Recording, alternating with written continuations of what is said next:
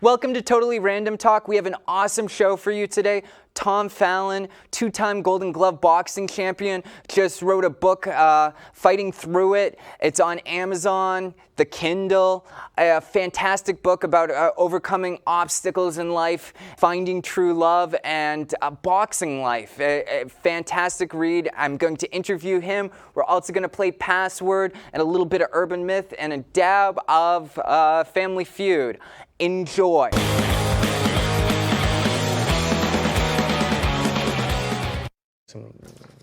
And we're back with Tom Fallon, two-time Golden Glove boxing champ, 2017 Martial Arts Hall of Fame inductee, 2017 Masters champion. Tom Fallon, he's got an awesome book, Fighting Through It. It's all about his adversity through life from when he was a kid to now and what shaped him to be the excellent person he is. Thank you for coming on. Thank you. Oh, you're welcome. I've got so many questions, and he's just had such a fascinating life. I'm just gonna start digging into all this stuff, and he's also boxing is something I'm a newbie when it comes to like watching boxing and stuff. I went once a few years ago to Murphy's Boxing at the House of Blues, but I don't understand all the intricacies and all the awesomeness that goes into the fighters. Other than fighters, it's the one sport unless you're like in Vegas and you're lucky enough to be the 1%, you do it because you love the sport, which I find very powerful, and that people find something they love and they don't do it for the money. Usually everybody does it for the money, and I find that fascinating and awesome. So first things first, tell us a little bit about your book and where you can get it. It's just so I sat down and figured, had some stories in my life that told to other people, and it seemed to make an impact. So I thought I'd just put them together, and that's how the book came about. Ideally, I was over one of my friend's house, Stubblebine. You may have heard of him, Mr. Stubblebine. He has every New Year's Eve he has a meeting at his house, and you get together and you set down goals for like the next year and whatever else. So I actually wrote down and write a book. Huh. So it just tore at me. I had to do it. So coming up, writing down, setting a goal to write a book within the next year, set it in motion for me. And then I just had to figure out what I wanted to write about. And some of the most influential authors that I've written have been about overcoming adversities of any different types of adversity. So that was most familiar to me at the time. So that's why I sat down and figured I could communicate some of these things that I've overcame in my lifetime, and I thought I could help people out with that. So that's how that came about. Now, now you and your wife have gotten back together. You've been married 3 times. Yeah, no, not everybody knows that, but yeah, we eloped. Oh. Yeah, I don't recommend it, but we eloped, and so we got married, and then we got married a year later, almost a day, and then after that we were divorced, and then we got married again a couple of years after that. Now, I find it interesting and fascinating. Like, you got divorced, which is bad, of course, but and it probably broke your heart and stuff. Oh, it broke my heart, yeah, big time. How did you fight to get her back? Because that's a great story. I fought on my knees. I got on my knees and just prayed, what do you need me to do, Lord? I didn't think there was a real future for me as a person, to be honest with you. I mean, no one has to think like me, I got this. But I didn't think there was a real future for me if I was a failure at my marriage. So I spent a year or two just searching inside myself and figuring, listening to what she had to say about who I was as a person and what directions I was going in that didn't mesh with her future or what her future plans were. I just decided to work on some issues that I had. So I spent the time apart thinking about and pondering and planning a future for myself.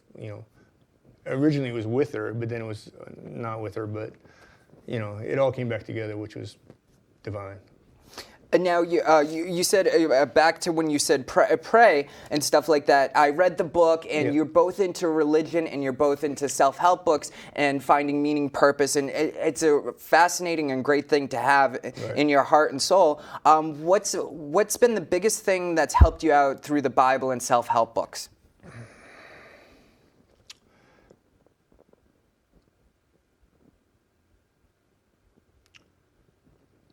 The biggest thing that's helped me out through that is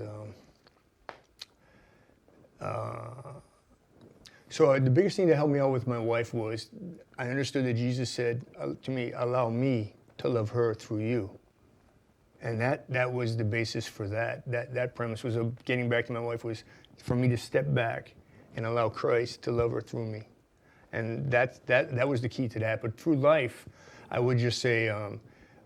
Mainly do unto others as I'd want them to do to me. So I need to treat people properly, and it doesn't always work out for me. Believe me. Mm-hmm. You get that the fighter nature. That's like, hey, let's fight first, and then we'll talk about it later. But so I just really try to do unto others as I'd want them to do unto me. That's, as I always say, that's like the karma train. Like, Yeah. do unto others as you do to you, and you should come out on top. Not on top, but like the world reciprocates. It's a better place, yeah. Yeah. Now, when it comes to boxing, what was like the main focuses? Was it your for people that haven't read the book, was it your older brother, or were there like other, like, did you watch a lot of fights on TV? Like, what got you into boxing? I can remember, like, I think I can remember the Thriller in Manila. Mm-hmm. Yeah, that's a long time ago. Yeah, so I can remember that. So I believe that boxing was in my house. My father was, aggressive guy. So I believe boxing was in my house. I remember experiencing it as a child and watching it and listening to it. But it's because of my brother. My brother was a pro fighter at 16, figured that out, and went out in Mexico, you know what I'm saying? So, like, my brother turned pro at 16. I watched him. I signed autographs for him when he wasn't interested in signing them, from people, like, from London and stuff, writing him letters. Oh, wow. He's like, hey, can you sign this for me? Like, you sign it. But I did sign it, and I'm like, wow, I want to do that someday. I want people to ask me for my autograph. So that was my motivation, but that was also my inspiration. He used to take me to the gym with him and spend time there watching it and experiencing it live like that was significant. So, that would probably be it there. Now, how has this book impacted your relationship with, like, your siblings and stuff like that? Greatly. Not positive. I thought it would be positive. I invited them to be a part of it, but they didn't take me up on the invitation.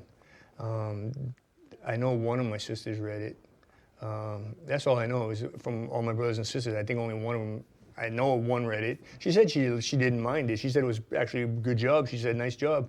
She disagreed with one point that I made. No, she didn't like that I said something. Mm-hmm. And I really did the best I could. I love my mother and my father. I mean, I love them dearly. I love my mother much more than my father, honestly, but, and I never wanted to make my mother look bad at all, And growing up, it wasn't really a big deal the way she treated or the way she acted to things. I didn't know any difference. Mm-hmm. Being a father now, I can say, I probably wouldn't have done it that way. But I really wanted to take care. I really wanted to paint my mother in a good light the best I could. People have come to me and spoke to me privately about what they think about my mother, which affects me. But I mean, it's not good to hear, but I really tried to paint my mother in a great light. But my sister's not happy with it. Wow. Now, when it comes to boxing, yeah. You fought in a prison, which just, without going to prison, you fought in boxing in a prison. Tell me about that experience and how that shaped you as like a boxer and like just what was going through your head throughout the whole thing. Whew, man, I was scared. You walk into the prison and they check everything out that you bring. Like they open up the Vaseline, look in the Vaseline. I'm like, dang, this is I'm in a real deal. And then you walk through the yard in this prison I was in, and there's like people all over the place who probably didn't want me there. and then you get into the auditorium, or not auditorium, but the gymnasium, and then there's like people, man, just people. So that it was very, very frightening. I went twice. Yeah, I was scared out of my mind. I really didn't think. I didn't know what to think, but I didn't think I was going home.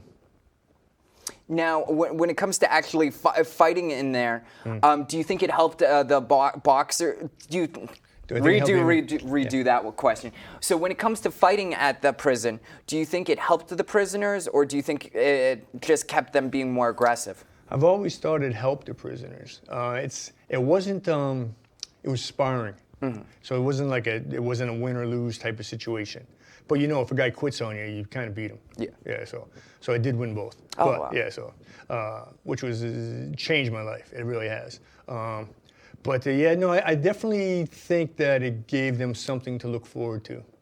Yeah. So I think that helps. It would help you if you're seeing the same thing every day, and you get something new, something fresh, someone that they're supposed to put down. Like they were supposed to whoop my butt, but they didn't. So it was good.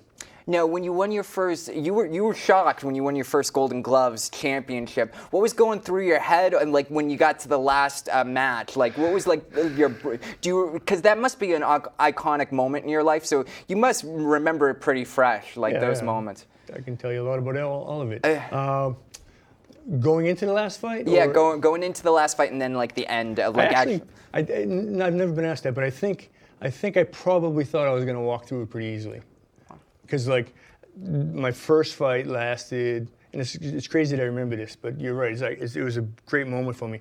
I think my first fight lasted 52 seconds. Oh wow, jeez. Yeah. The second one lasted 58 seconds.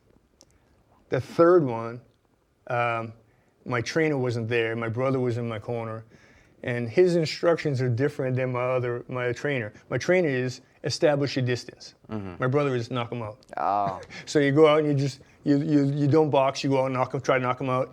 It went to the second round, and I ended up stopping the guy in the second round about a minute. And then my trainer comes back for the fourth fight, and that was a minute and 2 seconds. I was done. Oh wow. So it's pretty exciting. One match was against a girl in my English class's boyfriend, and then like I fought some kid from the Navy. Oh wow. Yeah, no, so it was pretty exciting. The fifth fight for the title, I won a decision. I still don't win many decisions, you know what I'm saying, just because of the way I box. But so I did win a decision. It was pretty surprising to me. I was saying to myself, I can remember saying, oh, I'll just get it next year. And then it's like they called my name, and I'm like, well, I won. That was pretty cool. How did that change things around like your hometown? Oh, I don't know. Like, did everybody call you champ and all that no, stuff? Not everybody, but like, I worked at a pizza place in town. Oh, and stuff, that's so awesome. It was pretty good, but yeah, I don't know. I don't think it was like, not what you'd like it to be. You know what I mean? There weren't people throwing flowers on the road as I ran by or anything. What was your nickname in boxing? My father, ironically, gave us. I keep saying ironically. My father gave us all nicknames. Mine was Ozzy. Oh, was there any origin for that? I was in the den watching den, right? I was in the TV room or whatever watching. I can't remember it. I was watching a beauty pageant with my mother, and my father comes down and says, "Kid, I'm going to call you Ozzy. Is that all right?" I'm like, "Yeah, call me whatever you want." You know what I'm saying? So he just come up with the name Ozzy. My father his name is Raymond. Never called him Raymond. No one ever called him Raymond. Called him a nickname, Eddie. Oh wow. So just nicknames were my father's thing. So all my brothers and sisters have nicknames. Oh, that's cool. I also always believe, and I think this is should be a rule of life. You can never give yourself your own nickname. Yeah. Somebody has to give it to you. That makes sense. Yeah. In sign language, you don't name yourself. Someone who's in sign language or maybe deaf. I keep doing that because my daughter's nickname. My daughter's name is Sydney, and S is and the beautiful is like that. But so so it's like that. Maybe Indians too, I think. And I want to thank Tom Fallon for being on. Fighting Through It is his book. It's about adversity. It's about boxing. It's about life. It's about finding true love. He got married not once but 3 times to his wife, which just shows that love triumphs if you give it your all. It was a fantastic time. Please pick up the book. It's on Amazon Kindle. It's you can order it on Amazon. It's a fantastic. It's a fast read. It's an emotional read. It's powerful. The worst things can happen to you in life, and you can overcome anything. I want to thank Tom Fallon again for coming on. It was fascinating. I can't wait to see what you do next. And also, you have your own boxing gym? Yes. What's the name of the gym, and where is it? I call it Union Street Boxing. It's on Boston Road in Billerica, 530 Boston Road, Billerica. Can't wait to see what you do next. I'm so pumped. Also, down the road, we'll have to come to your boxing gym and promote some of your boxers, especially if they have some fights coming up. And thank you very much. Thank you. And we're back with Tom Fallon, 2-time Golden Glove boxing champion and Martial Arts Hall of Fame inductee 2017. How's it going? It's going great. And we got Sam Deans via Facebook video chat. Needing that H2O. We're going to play Password again since everybody liked it last time. Tom's our guest. We'll have him call. All right, I'll go heads. Heads it is. You get to go first. The way it happened last time, after the first round, we just usually have people jump in and say as it goes along, free for all. Okay. All right. So I'm winning this time. This time I'm winning. Next time. Redeeming myself. All right. So the first clue for the first password is sidewalk. Sidewalk. And I'm supposed to come up with something. Yeah, sidewalk. Boulevard. I don't know. Sam, sidewalk.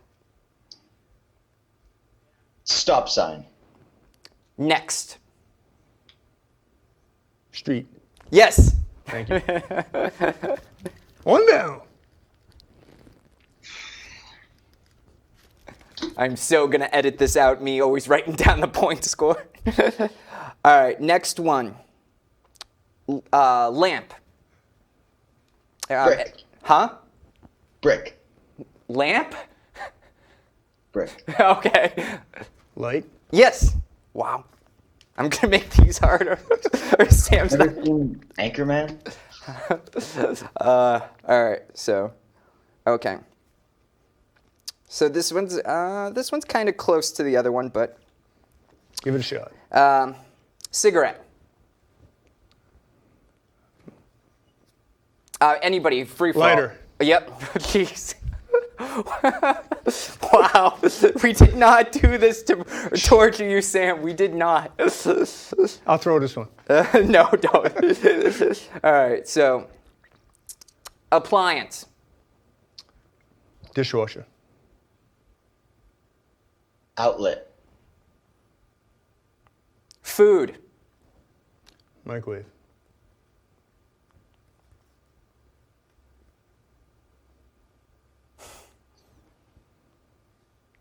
I think I'd consider this an appliance. Hopefully, I'm right. I don't know the. Microwave. All right, huh? Microwave. Yeah, storage. Refrigerator. Yes. I didn't see the answer. Oh wow. Wow. He's cheating. Is that 4 out of 5? 4. We'll do all the questions, but chances are you won this round because I have like 9. Okay, all right. All right, this one I'm gonna make harder. All right. All right. Streaming. Netflix. Yes. Jeez. Thank Oh, I didn't even try. I would have said YouTube. Something like that. All right. All right, good. All right. All right. This one I'm gonna have to give 2. Well, no. I'll give 1. First, flavored. Strawberry. Ice cream. October. Pumpkin pie. Close. Pumpkin spice. Correct. Oh, close. Okay. All right, so. This one, hopefully you both get it really fast. because this is gonna take 2, and it's just gonna be who gets it first. Football. Brady. Football. Patriots. Yep. Do I have to let him go? It's kind of a free. Can you hear good, Sam? Yeah, I can hear you. Oh, okay, all right. I'm sorry. I feel like because we're laying it on thick with you, Sam. A Sorry. little bit of a lag, though. So, Oh, there's a little bit of a lag. So okay, so we'll do turns for the last rigged, one. I tell you. It's rigged. We'll let Sam go first for this one. Fire. Thank you. Did you say fire? Yes. Fire. Water. Ice. Air. Bang. Earth. Wind. Fire. Oh, fire. Bang. Yeah. Explosion. Did I get it right? Bullets. This one's gonna get it. Gun. Yep. I actually thought that before, but just because I'm so smart. Laws. This one I'm good. Police. Order. Crime. Lawyer. Judge. Court. Punishment. Prison. Jail. Trial. Persecution. Court. Yes.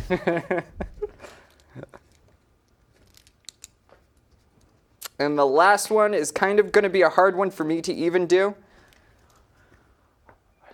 So I'm going to give the first one. Board game. Monopoly. Monopoly. Ah. Life. Light bulb. I dare. Shocking. Operation. Yes. No, I said light bulb and I went to my nose. I thought you put it in your mouth. Oh no. So that's when I was yeah, thinking, okay, nose, the light bulb. insert Yeah. something. Yeah. That's also a fun Halloween costume since Halloween's around the corner. I've seen a few people do that last year, like they do the operation board. Oh yeah. Yeah. All right. So the next round we're gonna do a few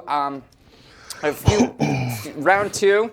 And I'm sorry, Sam, you're one round down. I'll set out this one. I don't want to act so smart, but. All right. So, this is a cool one to start out with. I haven't looked at these, so I'm not gonna play this, but like it's just fun to seeing them right off the bat. So, this is urban myth, true or myth. And what do you call it? Hopscotch was invented as a military training exercise. True or false? True. You can pick the same thing if you think if it's true. Nobody gets a point. So it's if you're confident with it, I say the same thing, or you can Well, based on reasoning that maybe hopscotch was a way to avoid landmines, I could say true. Okay, so 2 truths. Truth. No point. I didn't have a reason. It's just true. Oh, this one's weird but interesting. A turtle's heart will beat long after its death. I'm gonna say false. Where did you find this? This is the urban myth game. Like I got them on clearance at Walgreens. I've got extra ones. I'll give you a copy of it, Sam.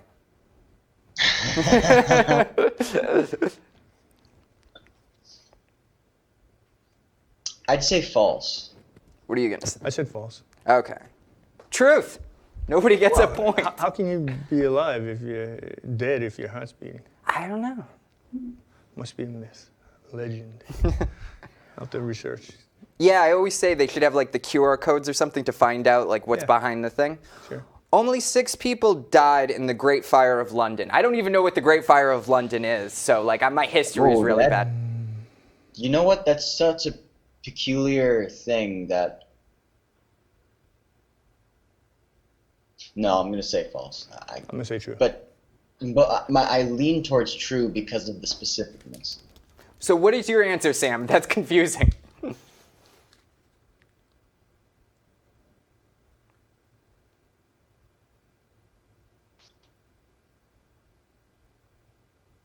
True. Okay. So nobody gets a point again. If Sam? Dude, you've been bumped. What's that? You've been bumped. No, we're going to go longer on this segment. No, I know, I'm just messing around. Oh, okay. It's just part of the show. What do you call it? Cinema icon Dolph Lundgren has a master's degree in chemical engineering. True. True. True. From MIT. Oh, you both are true. And oh, wow, you actually knew what school it was. That's cool. Yeah. Damn. Grace Jones came and got him. Oh, wow. Took him on a motorcycle ride. Oh, that's awesome. Yeah. I still can't believe he just did it. I think last year. I haven't seen it, but it's a big honor as an actor. He was in Aquaman. He did one of the superhero movies. He did? Yeah. He played some like side character, Oh, but he yeah. was in that. He did a TED Talk, too. Oh, Check it out. the same side of the moon always faces the Earth. I believe that's true. we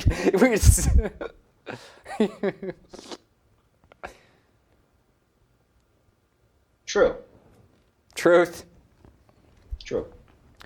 Most flowers that bloom at night are white.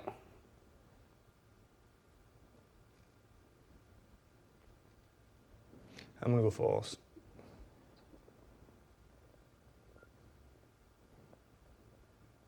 True. True. Sam gets 1 point. And this is the first yeah, point. I'm Everybody's different. been like tying it on the same page of winning. Students originally brought apples to teachers as part of their payment. Like we're probably going to, before technology, before everything. Like that was the origin of the story. Also, I don't know if I can say this, but we'll have to bleep it afterwards. But I'm going to say this story. The origin of it's so funny. The origin of the word shit-faced, which we'll use shiitake mushroom-faced, is that when people were drunk, they would walk on the sidewalks, and this was back before indoor plumbing. People would yell out the window something to watch out, but people would be too drunk, and then they'd pour their bucket where they had all their you-know-what in, and they literally would be that faced. Shiitake mushroom face. We'll call it that when I edit this for the local access version. But so do you think our students originally brought apples for the teachers? Yes. Yeah. Yeah. Truth. Someone paid $1,000 for French toast that Justin Timberlake did not eat. Sure. False. So you truth. 1-1. We're actually going to play up till 3 because this one's taken a little bit longer than I thought. Joseph Stalin and Adolf Hitler were both nominated for the Nobel Peace Prize. I think I actually know the answer for this one, but what do you guys think? It's strange enough to be true. Well, we have to figure out when the Nobel Peace Prize first came out. Because Well, everybody knows 30s? Hitler is a bad guy. Yeah, I think it was But the 20s. before he was a bad guy, he was a good guy. So Yeah, he was a wannabe. Hitler was a wannabe artist that's what got the fire in his heart. Because nobody would let him go to art college and stuff. I'm gonna go ahead and say true. Truth. What did you said? I said Truth. Yeah. Of course no. I said true. Now that it's true. No, I said true. Rats did not actually spread the plague.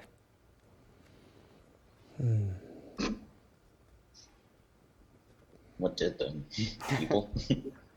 Yeah, probably people. So might as well say rats. Let's go with. False. Yeah, I'm gonna go, False. yeah.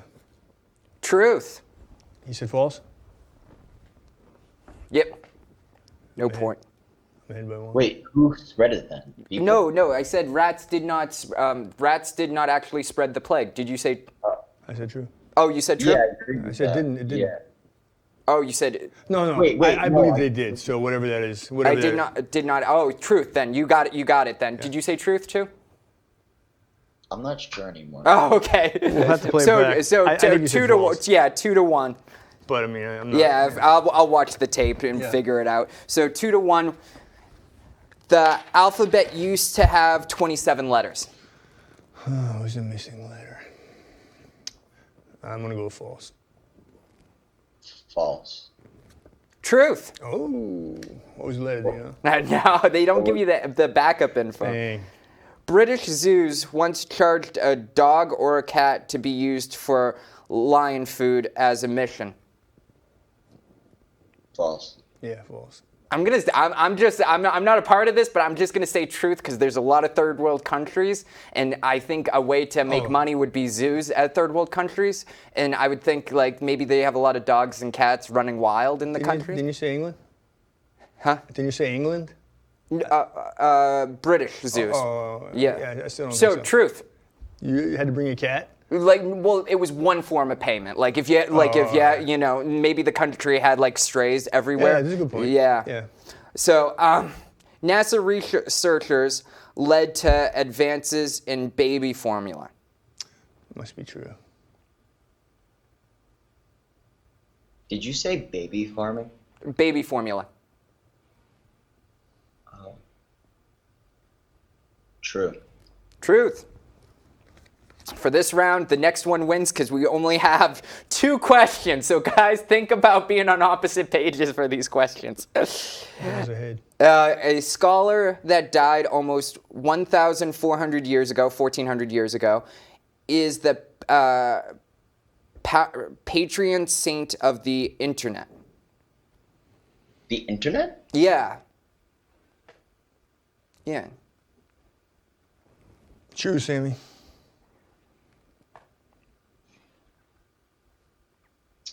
Nostradamus. True. No. Truth. You didn't let me choose. Huh? I didn't choose, but I would have said no. Oh, okay. Oh, you would have said I no. would have said no. So you guys are tied. All right. Oh, this one was one that we already answered, so I'm going to go to my backup, which is top answer for this.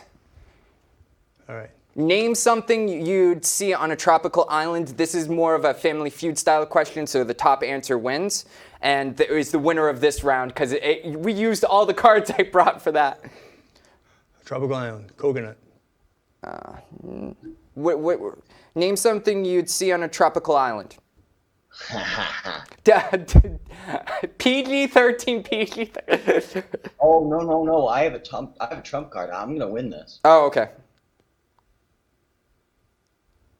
All right, are we ready? Yep.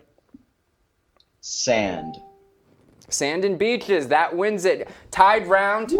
And I'll do two questions for the tiebreaker. All right. Name something people refuse to wear. Like a piece of clothing. Name something people refuse to wear. Piece of clothing? Yep. People refuse to wear sometimes. Not glasses.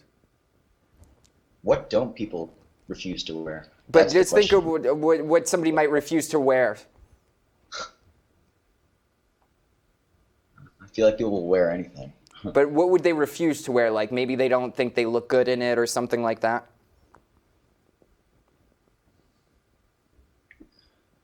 Crocs. Shoes is in here, so I'll give that one. Billions of people. Yep. About Crocs, you know? Oh, this one's good because you're into boxing and stuff Yeah, like that. give it a shot. Name a sport that would be really dangerous to play in the nude. Yeah, we'll go with wrestling. Lacrosse. No, you guys each get to go again because that's not one of the top 5 answers. Football. What word? I want to know. Well, you got another guess. In the nude. We are so gonna edit this out, Sam, because we don't have the copyrights to the Jeopardy music.